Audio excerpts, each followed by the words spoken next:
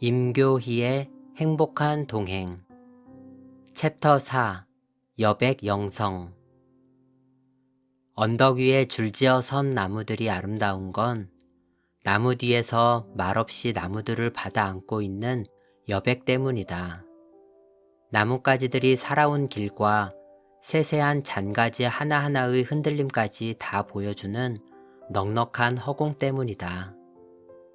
빽빽한 숲에서는 보이지 않는 나뭇가지들끼리의 균형, 가장 자연스럽게 뻗어 있는 생명의 손가락을 일일이 쓰다듬어 주고 있는 빈 하늘 때문이다. 거대한 나무와 그를 돋보이게 하는 여백의 공간을 상상해 볼 때면 숨이 벅차오른다. 종의 영성으로 한 번도 들어가 보지 않은 동굴 속에서 느껴보지 못했던 기운을 느꼈다면 여백 영성은 동굴 밖으로 나와 아름다운 공원으로 안내받은 느낌이다. 영성의 길을 걷는다는 것이 이렇게 신비로울 수가 있을까 싶다. 여백은 아름답다. 동양화의 아름다움은 여백에 있다. 여백은 여유를 준다. 여백은 안식을 준다. 여백은 평강을 준다. 여백 영성은 마치 장식음인 식임새와 꾸밈음으로 음악을 더 빛나게 해주는 영성이다. 넉넉한 바짓가랑이에서 자유로움의 통풍과 같은 진리 안에서의 자유. 음악의 아름다움도 여백에 있다. 음악의 여백은 꾸밈음과 쉼표다. 음악의 감미로움은 쉼표에 있다. 쉼표는 음악을 즐길 수 있는 여백이다. 쉼표는 끝이요 시작이다.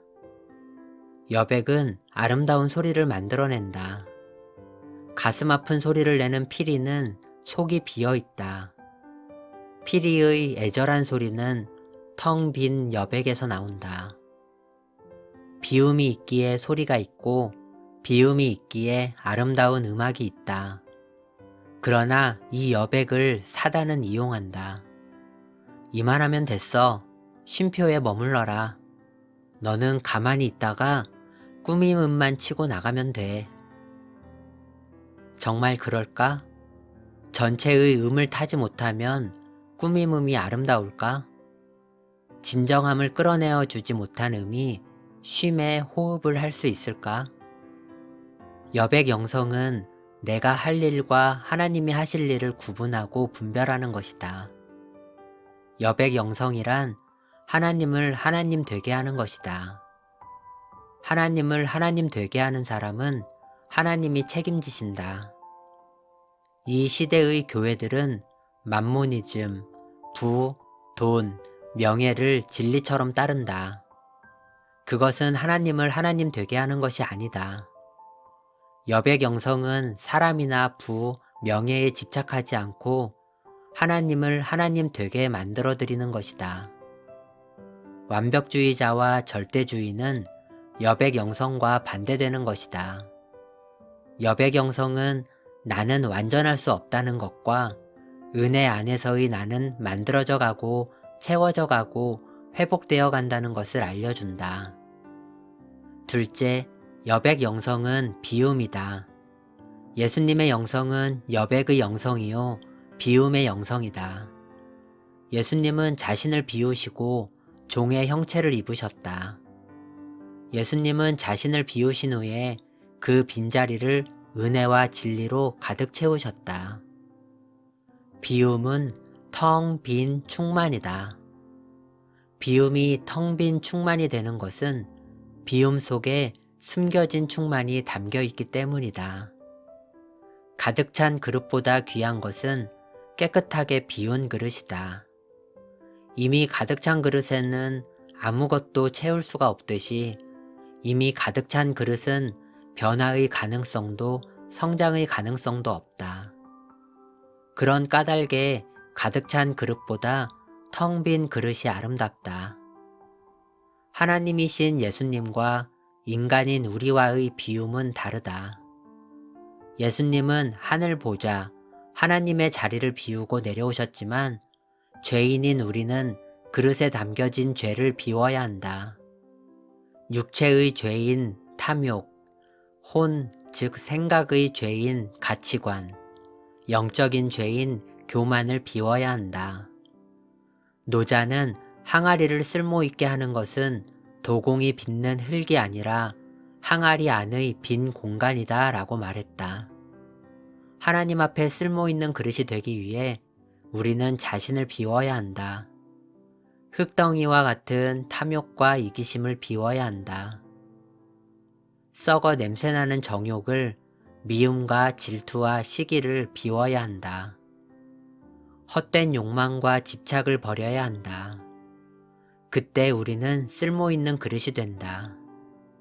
비움은 덜어내는 지혜, 버리는 훈련, 포기하는 마음, 내려놓는 용기이다. 이렇게 깨끗하게 비워진 그릇을 주님은 마음껏 사용하실 것이다. 셋째, 여백 영성은 성경적 자아상을 찾아가는 것이다. 성령의 조명을 받아 자신의 장점과 부족함을 정확하게 아는 영적인 자가 진단이다. 장점은 살려서 하나님의 영광을 위해 내어드리고, 약점은 인정하고 그 약점 너머의 하나님을 바라보는 눈이다. 성경적 자아상을 가진 사람이 여백의 영성을 가질 수 있다. 벤자민 프랭클린은 이렇게 말했다. 나는 하나님을 만나고 새로운 나를 발견했다. 나는 세상 학문이 짧은 사람이지만 나는 내가 세상에서 가장 현명한 사람이라 생각한다. 왜냐하면 나는 모든 사람에게 배우려는 자세를 갖고 있기 때문이다. 그리고 나는 세상에서 제일 강한 사람이다. 다혈질인 나의 성향을 거룩한 곳에 열정으로 승화시켰기 때문이다. 나는 세상에서 제일 부유한 사람이다. 나는 모든 것에 자족함을 배웠기 때문이다. 이것이야말로 성경적 자아상이 아닐까? 넷째, 여백 영성은 기다림이다. 기다림은 낭비가 아니다. 기다림은 여유이다. 기다림은 참된 능력이다. 기다림을 통해 우리의 인격은 무르익어 간다. 마치 곡식이 무르익고 열매가 무르익는 것처럼 기다림을 통해 우리의 사랑도 무르익는다. 기다림을 통해 관계가 깊어지고 사랑의 맛도 깊어진다. 열매가 익기를 기다리는 동안 잠자고 있는 농부는 없다.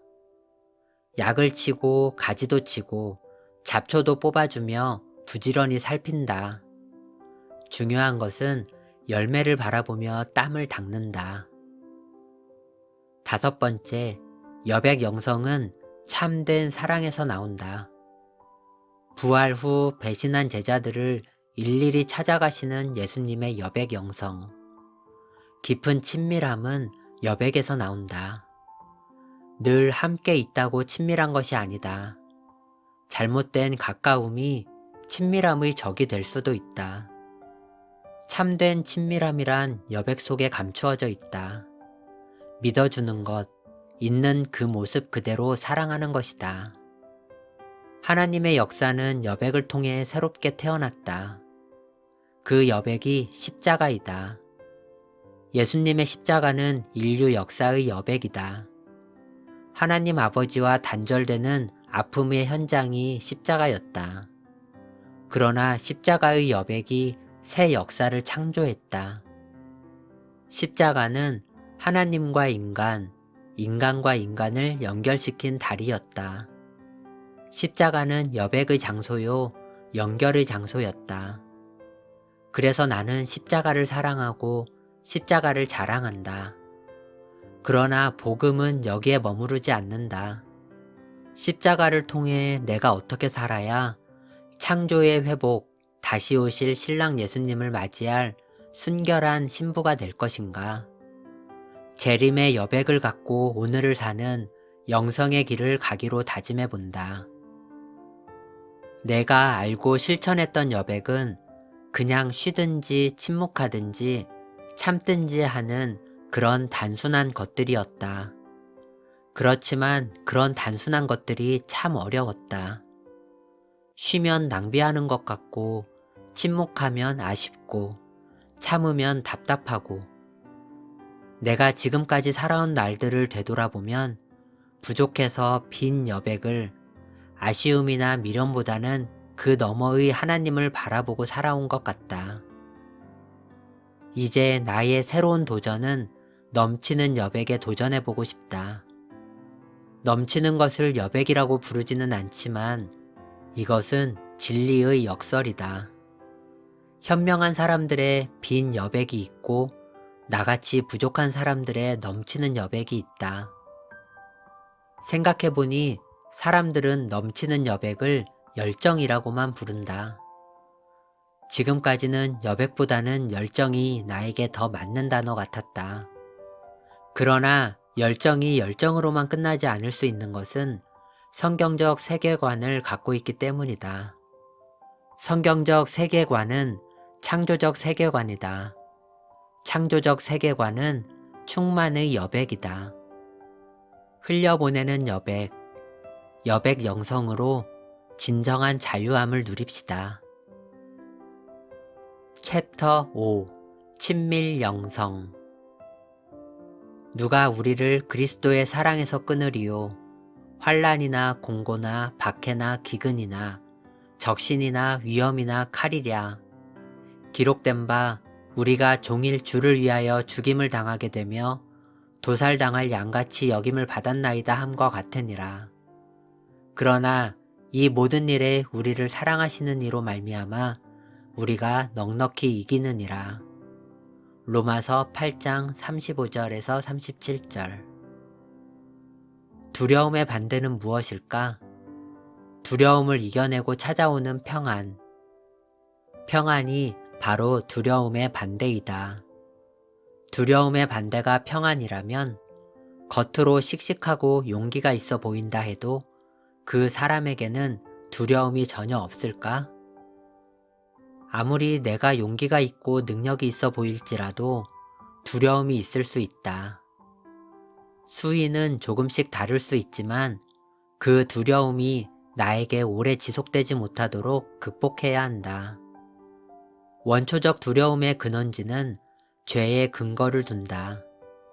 죄성을 가진 사람에게 두려움이 없을 수 없다는 것이다. 예수님도 두려움이 있었기 때문에 십자가를 앞에 두고 할 수만 있으면 이 잔을 내게서 피하게 해달라고 기도하셨고 예수님은 그 두려움을 이겨내셨다. 두려움은 늘 극복해가는 것이다. 두려움을 극복한 사람이 하늘의 능력을 소유한 사람이 될 수 있다. 나에게 평안이 찾아올 때 용기가 생긴다. 마음의 평안은 모든 것의 시작이다. 순간적으로 두려워할 수도 있고 염려, 근심할 수 있으나 바울의 고백처럼 전능자 하나님과 그리스도와 나 사이를 끊을 수 없다는 고백이 우리에게서 나와야 한다. 육신의 아버지와 나와의 관계가 끊어질 수 없는 것처럼 하나님과 우리와의 관계도 그렇다. 두려움은 대상을 바꾸는 것이 아니다. 죄가 가져다준 두려움은 반드시 절대적 믿음으로 극복된다. 영성 안에 있는 친밀함은 무질서하거나 무장해제가 아니다. 친밀함이 유지되려면 질서와 예의, 그리고 자신의 위치 지키기가 분명해야 한다. 친밀 영성은 기본적으로 믿음과 신뢰가 있어야 가능한 영성이다. 친밀 영성 하면 떠오르는 사람이 있다. 그가 바로 에녹이다. 에녹의 300년 동안 이어졌던 하나님과의 동행은 단순한 동행이 아니었다. 성경은 에녹에 대해 많이 기록하고 있지는 않지만 에녹의 인생은 에녹으로 끝나지 않고 그의 후손을 통해 하나님의 일들이 진행되는 것을 보면 하나님과 친밀한 관계였다는 것을 깨닫게 된다. 내가 소망하는 동행이 바로 에녹과 같은 동행이다. 삼위일체 하나님과의 친밀한 관계가 나의 영성의 목표라면 영성의 모델은 바로 예수님이시다. 예수님은 사람들을 귀히 여기셨지만 진짜 친밀한 분은 누구였을까? 바로 하나님, 성부 하나님이었다. 삼위일체의 친밀함은 존중과 철저한 역할 분담으로 이루어진 친밀함이다. 성부 하나님의 자리, 성령님의 자리와 예수님의 역할이 분명하셨다. 예수님의 이러한 모습이 너무도 닮고 싶다. 예수님은 이 땅에 오셔서 가난한 자와 병든 자, 약한 자들과 함께 하셨고 하나님과 친밀한 영성의 관계를 이루셨다. 관계는 일방적일 수 없다. 관계는 쌍방적이어야 한다.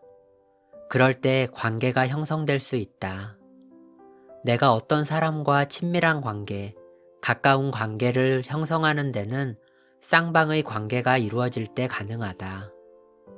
우리 예수님께서 하나님과 친밀한 영성의 관계를 이룰 수 있었던 것은 바로 이 때문이다. 내가 이 땅에 왜 보내졌는가, 아버지가 원하시는 뜻이 무엇인가를 알고 있었기 때문이다. 여러분에게는 영혼의 친구가 있습니까? 영혼의 친구라는 단어를 생각할 때 개인적으로 부부가 영혼의 친구가 되면 참 좋겠다는 생각을 한다. 하지만 많은 사람들이 이 부분에서 실패하고 있다는 생각이 든다. 나는 첫 번째로는 목사님과 영혼의 친구가 되고 싶고, 그리고 자녀들, 함께 영성의 길을 동승하고자 하는 사람들과 영혼의 친구가 되고 싶다. 그러나 진실로 영혼의 친구가 되고 싶은 분은 바로 예수님이시다. 그러기 위해서 영성에 도전하는 것이다. 그분의 레벨에 맞추기 위하여. 친밀한 동행에 성공하기 위해서는 첫째, 지속적 관계가 필요하다. 로마서 8장의 말씀처럼 우리의 관계가 울퉁불퉁할 수도 있고 비포장 도로와 같을 수도 있지만 그 사람과는 끝까지 갈 수 있을 것 같다라는 말을 들을 수 있는 사람이 되어야 한다. 그러기 위해서는 진실한 관계가 되어야 한다. 둘째, 진솔한 나눔이 필요하다. 멀리 있다고 해서 관계가 소원한 것은 아니다. 또 가까이 있다고 해서 친밀한 것도 아니다. 가까이에 있어도 멀게 느껴지는 사람이 있고 멀리 있어도 가까이 있다고 느껴지는 사람이 있다. 매일매일의 동행에는 사람 사이의 연결고리가 필요하다. 셋째, 사랑스러운 사람, 사랑을 받을 줄 아는 인격이 있어야 한다. 사랑스럽다는 것, 그리고 사랑받을 인격을 가지고 있다는 것은 굉장히 중요하다. 그럴 때 하나님과 친밀하게 동행할 수 있고 친밀한 영성으로 들어갈 수 있다.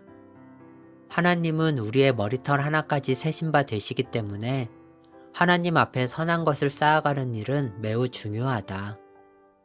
선한 뜻, 착한 마음, 건강한 생각을 가지고 있을 때 하나님은 우리를 어떤 식으로든지 사용하신다. 친밀한 동행, 친밀 영성을 이어가기 위해서는 사랑스러운 사람, 사랑받을 수 있는 인격을 갖추고 기본적인 예의들을 훈련하는 것이 중요하다. 친밀 영성의 대표적인 성경 인물은 누가 있을까? 바로 다윗을 꼽을 수 있다. 다윗은 어렸을 때부터 창조주 하나님 안에 있는 창조된 것들과의 친밀함을 보였다. 자신의 감성을 통해 하나님과 친밀한 관계를 시적으로 표현하기도 했다. 하지만 다윗에게도 영적인 굴곡은 있었다. 이러한 다윗이 하나님과의 친밀 영성에서 승리할 수 있었던 비결은 과연 무엇이었을까? 다윗에게도 실수가 있었지만 그는 하나님의 뜻을 자기 식으로 해석하거나 오해하지 않았기에 피하지 않고 숨지 않고 변명하지 않고 철저히 회개를 통해 다시 재기할 수 있었다. 다윗은 하나님의 자리를 인정했다. 직접적으로 하나님과 대면하기도 했지만 나단 선지자와 갓 선지자의 말을 하나님의 음성으로 존중했던 겸손함이 있었다. 반면 영적으로 충만할 때에도 다윗은 하나님으로부터 오는 은혜였음을 잊지 않았다. 다윗은 하나님의 자리를 늘 만들어 놓고 하나님께 찬양하고 경배했으며 약할 때나 강할 때 변함없이 하나님의 자리를 인정했다. 하나님의 자리를 비워놓지 않으면 그 사람은 하나님과 끝까지 동행할 수 없고 친밀 영성으로 열매를 거둘 수 없다. 주님이 친밀하게 다가와 주시는 것은 나의 약함을 인정하여 하나님이 아니면 안 된다는 믿음의 고백 때문이다. 우리가 인생을 살다 보면 영적으로 충만한 시기만 있는 것도 아니고 영적인 위기만 있는 것도 아니다. 영적으로 충만할 때 어떻게 할 것이며 위기가 왔을 때 어떻게 할 것인지에 대한 대처 방법이 있어야 한다. 잘 나갈 때도 넘어졌을 때도 하나님과의 동행은 영원해야 한다. 그러기 위해서는 언제나 하나님의 자리를 만들어 드리는 것이 중요하다. 친밀 영성으로 하나님과 일치됨을 이룹시다. 임교희의 행복한 동행 중에서 챕터 4 여백 영성 챕터 5 친밀 영성